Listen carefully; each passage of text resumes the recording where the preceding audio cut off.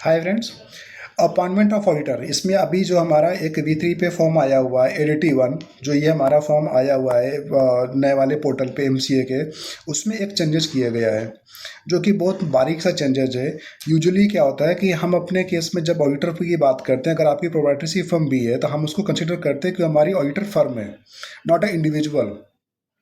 But अभी ADT1 में क्या हो रहा है, जो अभी हमारा फॉर्म MCA पे अवेलेबल है, मे बी ये बाय मिस्टेक हो रहा है या फिर किसी भी रीजन से कह सकते हो, या फिर आपका जो MCA का उनका मानना कुछ डिफरेंट है।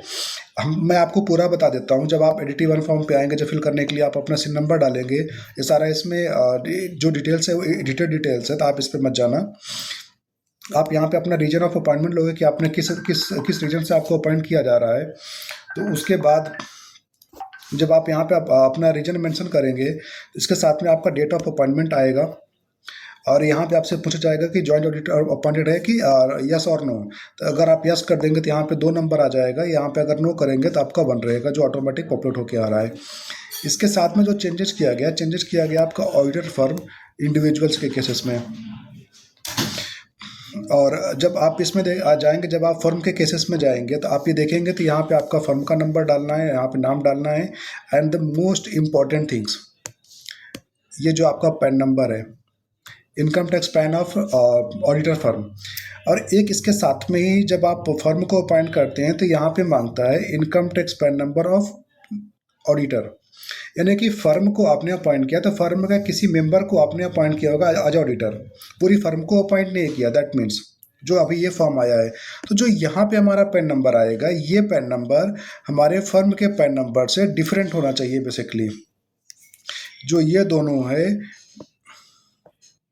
ये दोनों हमारे सेम नहीं होने चाहिए। अगर मैं ऐसे में बात करूं, ये दोनों पैन है हमारे, ये पैन और ये पैन है, ये दोनों सेम नहीं हो सकते। ये मेन रीजन है। अब उसके साथ में अगर आप यहाँ पे आते हो और आप अपने आप को एज ए इंडिविजुअल अपॉइंट करते हो, तो ये जो पार्ट है आपका, जो ऑडिटर फर्म की जो डिटेल्स आ रही है, ये आपको नहीं आएगी। सीधे सीधे आपके पास आएगा कि आप अपना नेम ऑफ ऑडिटर डालिए और उसका पैन नंबर डालिए, उसका एड्रेस डालिए। यहाँ पे आपको एड्रेस मेंशन करने के लिए रहेगा, आप आगे प्रोसीड कर जाओगे। तो बेसिकली अभी क्या है, अभी ये चाहे जैसे भी इशूज हो, चाहे बाय मिस्टेक हो या फिर उन्होंने जानबूझ के किया है, इनका मतलब है कि जो हमारा ऑडिटर फर्म है, अगर आप फर्म की बात करते हो, that means partnership firm, not the proprietorship firm.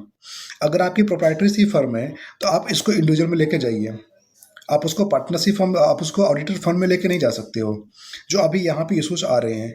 According to that, अब अगर इसमें मैं बात करता हूँ, बाकी इससे सारी चीज़ें सेम ही है, इसमें कुछ डिफरेंट नहीं है।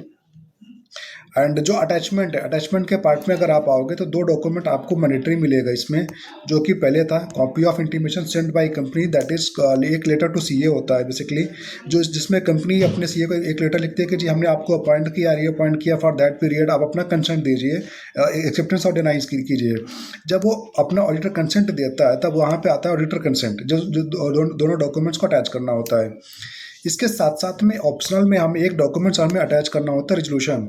अगर वो हमारा AGM में अपॉइंट हुआ है तो AGM का लगाना है, आपका बोर्ड मीटिंग में हुआ तो बोर्ड मीटिंग में लगाना है, EGM में हुआ तो EGM का लगाना है। तो जैसा भी आपका सिचुएशन रहेगा, जैसे भी जिस भी तरीके से आपका अपॉइंटमेंट रहेगा, तो ये डॉक्यूमेंट्स आपको लगाना चाहिए। बेसिकली ये 2 डॉक्यूमेंट्स तो हमारे मैंडेटरी है और ये ऑप्शनल डॉक्यूमेंट्स हैं, तो आप यहाँ पे जरूर डॉक्यूमेंट लगाना है ये चीज़ का। तो ये हमारा बेसिकली चेंज है। मैं आपको एक बार ब्रीफ कर देता हूँ कि अभी जो ADT1 हमारा फॉर्म है, ADT1 के हिसाब से PAN of the auditor and auditor, PAN of the auditor firm and auditor both are different. आप दोनों सेम डालेंगे तो वो नहीं लेगा। Thank you.